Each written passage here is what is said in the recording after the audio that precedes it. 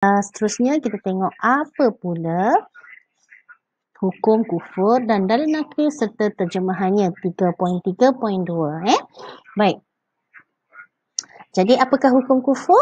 Okey, hukum kufur adalah sesat. Ya Allah, na'udzubillah, tak nak kita termasuk dalam golongan orang-orang yang sesat. Okey. Jadi firman Allah Subhanahu Wa Taala, dalil nakli ni dimaksudkan dengan dalil nakli ni dalil daripada Al-Quran. Okey, dari Al-Quran surah An-Nisa ya. Wa may yakfur billahi wa malaikatihi wa kutubihi wa rusulihi wal yaumil akhir faqad dhalla dhalalan ba'ida. Apa maksudnya? Sesiapa kufur kepada Allah, para malaikat, para rasul dan hari akhirat, maka sesungguhnya dia sudah jauh tersesat. Maknanya dia tidak percaya ya, dia kufur, dia tidak percaya kepada semua rukun-rukun iman, semua rukun-rukun Islam sebenarnya. Sesungguhnya dia sudah jauh tersesat. Mana-mana entah perginya. Na'udzubillah. Okey. Tersesat tu bukan sesat dalam hutan tau. Sesat dalam pegangan agama dia. Okey. Baiklah, kalau kamu dapat perhatikan dalam muka surat 100 tu juga, dia glosari dia berkenaan dengan syirik. Okey, apa yang dimaksudkan dengan syirik? Okey, selepas ni kita akan sentuh sedikit. Baik, seterusnya. Baik. Kufur ni ada beberapa bahagian. Yang pertama, kufur terbagi kepada dua bahagian, iaitu kufur intikad. Iaitu apa itu kufur intikad? Iaitu menolak dan menafikan ajaran Islam yang dibawa oleh Nabi Muhammad sallallahu alaihi wasallam. Contohnya tidak mempercayai kenabian Nabi Muhammad sallallahu alaihi wasallam. Kita tak nak ikut sunnah Nabi, kita tak nak ikut sunnah apa yang Nabi sebut dalam kitab dan dalam kitab dia, kitab yang dia dibawa. Kita tak nak percaya, tak nak ikut sunnahnya. Apa ni sunnah-sunnah ni? Mana ada sunnah Nabi? Tak boleh. Itu makna kita menolak dan menafikan ajaran Islam yang dibawa oleh Nabi Muhammad sallallahu alaihi wasallam. Okey, na'udzubillah ya. Yang kedua, kufur yang kedua adalah kufur amalan. Okey, apakah yang dimaksudkan dengan kufur amalan ni? Kufur amalan ni ialah menggunakan nikmat kurniaan Allah dengan cara yang salah dan berdosa. Contohnya apa? Contohnya menggunakan duit poket untuk berjudi. Kufur amalan. Okey. Jadi menggunakan nikmat kurniaan Allah dengan cara yang salah dan berdosa. Okey, kita pergi dapat gaji, kita pergi berjudi. Dapat gaji, kita pergi tikam nombor ekor. Tahu tak nombor ekor tu apa? Yang ramai-ramai kalau kamu dapat tengok kan spot Toto tu, dia pergi sana. Boleh ke macam tu? Tak boleh. Okey. Baiklah. Saya harap kamu dapat faham. Okey. Yang pertama tadi, apa dia? Maksud kufur, iaitu tidak percaya atau tidak beriman kepada Allah Subhanahu Wa Taala dan juga Nabi Muhammad. Yang kedua, apa hukum dia? Hukum kufur adalah sesat berdasarkan dalil nakli surah An-Nisa. Okey. Wa may yakfur billahi wa malaikatihi wa kutubihi wa rusulihi wal yaumil akhir faqad dhalla dhalalan ba'ida. Dan yang ketiga, berkenaan dengan bahagian-bahagian kufur, iaitu kufur intikad dan juga kufur amalan. Apa yang dimaksudkan dengan kufur intikad? Menolak dan menafikan ajaran Islam yang dibawa oleh Nabi Muhammad sallallahu alaihi wasallam. Okey. Dan kufur amalan pula menggunakan nikmat kurniaan Allah dengan cara yang salah dan berdosa. Okey. Baiklah, seterusnya kita tengok apa pula 3.3.3. Okey, faktor yang mendorong kepada kesesatan. Kita ni sesat dalam hutan tu tak ada masalah, boleh dicari. Sesat dalam agama ni masalah sikit. Susah kita nak kembali kepada ajaran Islam yang sebenarnya. Baik, yang pertama dikatakan faktor yang mendorong kepada kesesatan ni, tidak mendapat didikan agama yang sempurna. Okay, tidak mendapat didikan agama yang sempurna ni maksudnya apa? Tak belajar tentang Islam, okay, tak baca Quran, tak mempelajari hadis, tak pergi sekolah tu pun tak dapat didikan agama yang sempurna. So maknanya apa sahaja ajaran Allah kita tidak laksanakan. Okey. Yang kedua, menuruti hawa nafsu. Okey. Nafsu kata tak payahlah semayang, tak payahlah puasa, kita pun tak puasa, kita pun tak semayang. Okey, nafsu kata jom kita pergi disko, kita pun melangkahlah kaki kita pergi disko. Itu maknanya menurut hawa nafsu. Yang ketiga, lemah pegangan agama dalam kehidupan. Okey, lemah pegangan agama macam mana? Cepat sangat orang kata terpengaruh dengan benda-benda yang tak munasabah, tak berfaedah dan bertentangan dengan agama Islam. Okey, lemah pegangan agama. Lemah sangat. Contohnya hari ni kita puasa sunat. Contohnya lah, paling simple lah kamu semua ni kan. Paling simple, contoh sunat. Tapi mudah sangat lemah bila terpengaruh. Contoh lemah pegangan ni lah. Bila-bila kita puasa, tiba-tiba adik kita tak puasa. Dia makan aiskrim je. Tak pun makan kentang je kat depan kita. Kita dah lemah dah imannya tu. Apatah lagi lemah pegangan agama ni, tak ada agama dalam kehidupan lagi mudah kita sesat. Okey, dalam drama-drama pun ada apa dipertontonkan pada kita macam mana keluarga yang tidak ada pegangan agama, budak yang anak yang tidak mendapat didikan agama yang sempurna, akhirnya kehidupannya bagaimana? Kan? Seterusnya, terpedaya dengan pujukan dan kesenangan dunia. Jadi bila kita bila contohnya kan kita mudah sangat terpedaya dengan pujukan dan juga kesenangan dunia ni. Contohnya macam mana? Kita kaya sikit je, Allah bagi kita kaya sikit je, terus kita mula lupakan Tuhan, kita mula lupakan Allah, kita mula lupakan Nabi, kita mula lupakan agama kita yang mengajar kita bagaimana kita sepatutnya.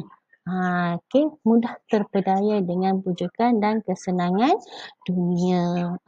Kan dapat kaya sikit, kita dah mula lupa diri. Kan kita senang juga mewah sikit, kita lupa diri. Contoh macam apa cerita kisah si Tanggang kan. Dapat sikit je kesenangan, dapat sikit je pujukan daripada isteri dia yang cantik kan. Terus dia derhaka kepada ibunya. Okay, itu nampak tak? Mudahnya kita terpedaya kan. Kesian. Na'udzubillah. Okey. Baik, lemah. Apa kesan-kesan kufur ni? Okey, apa kesan kufur kepada diri kita ni? Takutnya na'udzubillah min zalik. Okey, kesan kufur yang pertama, mendapat kemurkaan Allah. Maknanya Allah murka, Allah benci kita, Allah tak sayang kita. So bila kita dapat kemurkaan Allah, maksudnya bagaimana? Kita susah untuk mendapat redha Allah. Sedangkan kita hidup di dunia ni, kita mengharapkan redha Allah. Kerana dengan redha Allah, kita dapat masuk syurga, kita hidup bahagia, hidup kita senang, hidup kita sempurna, kan? Yang kedua, mendapat azab dan siksa. Okey, bila Allah dah murka, Allah dah marah kita, susah sangat hidup kita. Bukan setakat di dunia ni, malah di akhirat juga. Di alam kubur dapat siksaan, dapat azab. Na'udzubillah. Yang ketiga, merosakkan iman kita. Bila kita kufur, tak percaya ni, iman kita menjadi rosak. Okey, akidah kita menjadi rosak. Okey. Yang keempat, jauh daripada rahmat Allah dan juga berkat Allah. Na'udzubillah. Kita tak naklah benda ni berlaku.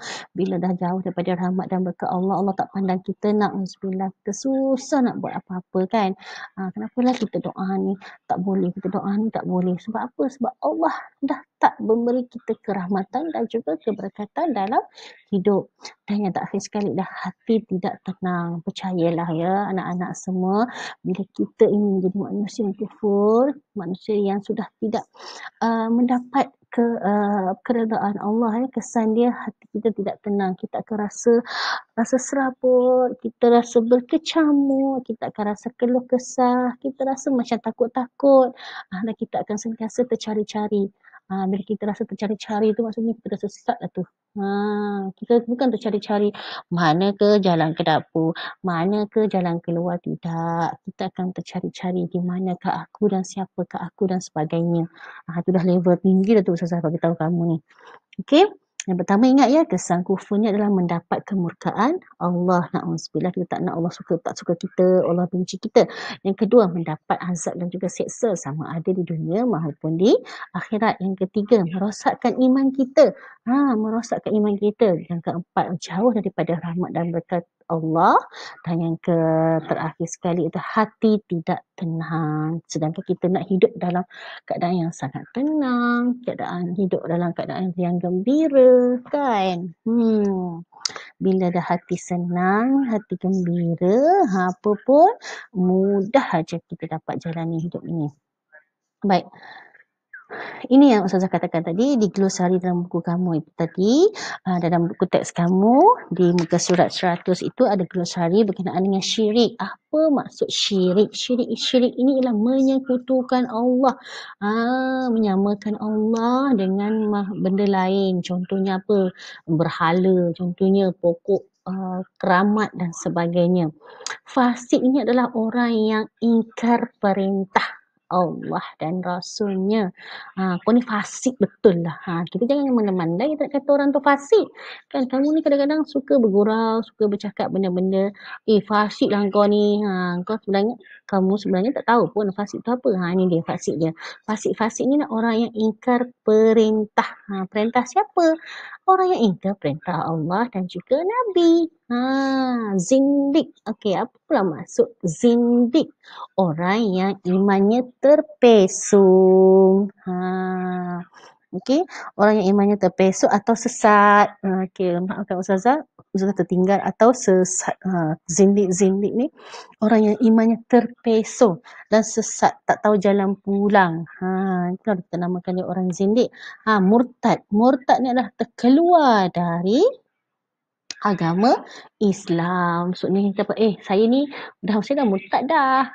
Saya sembah gereja.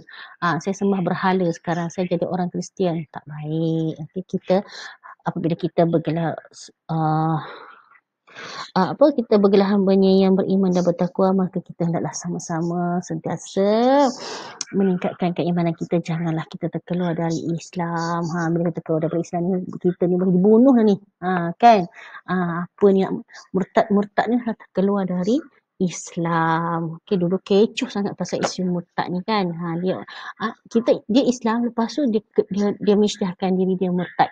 Dia nak beragama Kristian, dia nak beragama Yahudi, dia nak beragama selain daripada agama Islam sebab dia rasa susah sangat duduk dalam agama Islam ni, miskin lah, susah dapat itu, susah dapat ini, sedangkan tak tahu sebenarnya Allah sentiasa memberikan yang terbaik untuk kita, kan? Okey, baik. Apakah tindakan kita untuk menjauhi diri kita menjadi manusia yang kufur? Kita hendaklah berusaha menjauhkan diri daripada kufur. Sebab apa? Sebab kita tak nak menjadi orang-orang yang sesat. Kita tak nak menjadi orang yang tidak percaya dan tidak beriman kepada Allah dan juga Nabi Muhammad SAW. Pertama, tindakan untuk menjauhinya adalah pertama menjaga amal dan ibadat. Saya perlu sentiasa melipat gandakan amalan. Cakap dalam hati dia. Saya tabah dalam menuntut ilmu, menjaga amal dan ibadat kita. Sentiasa. Contohnya Isnin Khamis, puasa sunat. Lepas tu amalan dan ibadat yang lain kita boleh buat apa? Solat duha, kan, solat tahajud, solat taubat dan sebagainya, solat hajat dan sebagainya. Lepas tu kita adalah sentiasa berusaha menjadi yang terbaik dalam menuntut ilmu. Sebab kita kaya macam mana pun, kalau kita ni tak ada ilmu, kita senang-senang diperbodohkan oleh orang. Kita akan menjadi seorang yang papa kedana jika kita tidak ada ilmu. Yang kedua, tindakan yang menjauhi kufur ini yang kedua ialah sentiasa berdoa dan memohon untuk ditetapkan iman kita. Saya mengamalkan doa ini. Bismillahirrahmanirrahim. Ya muqallibal qulubi tsabbit qalbi ala dinika. Yang bermaksud, wahai yang membolak-balikkan hati. Yang membolak-balikkan hatinya, membalikkan hati kita lah. Tetapkan hatiku dalam agamamu. So kita minta doa ni dengan siapa? Doa kepada Allah supaya Allah, ya Allah, ya Tuhanku, tetapkanlah aku dalam iman, matikan aku dalam iman, masukkan aku dalam syurga-Mu, ya Allah. Okey, jauhkanlah aku daripada benda-benda yang khurafat, jauhkan aku daripada segala benda yang tidak bermanfaat, jadikanlah aku hamba yang soleh. Minta doa selalu. Kan? Kita juga boleh amalkan zikir-zikir yang sehari-hari kita berzikir kan. Okey, contoh subhanallah wa bihamdihi subhanallahul azim. Kan kita doa, kita, ya Allah Tuhanku, jadikanlah aku orang-orang yang beriman, jadikanlah aku orang yang bertakwa. Kita selalu minta dengan Allah, Allah akan bagi. Ingat, minta dengan manusia belum tentu lagi kita akan dapat. Kan? Baik, yang ketiga, tindakan menjauhi kufur yang ketiga ialah sentiasa menambahkan ilmu pengetahuan. Jadi, saya sentiasa menghadiri majlis ilmu, saya adalah selalu mendampingi guru. Maksudnya apa? Sentiasa menambah ilmu pengetahuan kita ni adalah sentiasa menghadiri majlis-majlis ilmu yang dijalankan. Contohnya kita pergi masjid, kita pergi surau, sebab kat surau ada tazkirah. Kat masjid ada ceramah. Okey, kita sentiasa pula mendampingi guru kita ataupun sentiasa mendampingi ataupun mendekati dengan para ulama. Kita selalu dengar tazkirah, pergi buka YouTube, tengok Abid Liu. Okey, tak ada masalah. Tapi masalahnya, saya menambahkan ilmu pengetahuan, Ustazah. Tapi awak tengok apa? PUBG, Mobile Legend. Itu bukannya orang kata menghadiri majlis ilmu tu. Itu benda-benda melarakan, melalaikan. Kan? Baik, yang seterusnya adalah nombor 4, tindakan menjauhi kufur. Okey, iaitu yang macam mana tindakan kita mengawal diri daripada mengikuti hawa nafsu. Jangan ikut sangat nafsu hati kita, nafsu kita cakap apa. Jadi saya perlu sentiasa bermuhasabah. Okey, kita duduk termenung sejenak. Apalah salah aku dah buat hari ni kan. Lepas tu saya hendaklah bersikap sederhana dan okey, saya jauhkan sikit ya. Okey, saya okey. Ni nak jauhkan kat sini pun boleh. Okey, sekejap saya kalihkan ni sekejap. Okey, ni nampak kan. Okey. Sekejap Okey. Baik, saya hendaklah bersikap sederhana dan bersyukur. Okey, sederhana dan bersyukur. Maksudnya apa? Mengawal diri daripada mengikuti hawa nafsu. Jadi kita sentiasa perlu bermuhasabah diri, ingat diri kita. Okey, ukur baju di baju di badan sendiri.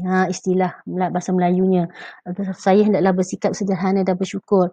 Okey, walaupun kita kaya, kita jangan membongkak, ya, jangan bangga diri. Kita hidup bersederhana dan juga kita hendaklah sentiasa bersyukur dan berterima kasih kepada Allah sebab dah memberi kita rezeki yang banyak, memberi kita kesihatan yang baik, memberi kita mudah sangat nak belajar. Asyik dapat nombor 1 je belajar dalam kelas kan. Kita sentiasa selalu macam tu. Okey, orang kata humble. Humble je diri, ya, tak bangga, tak bongkak aku adalah hero. Tak ada macam tu. Okey.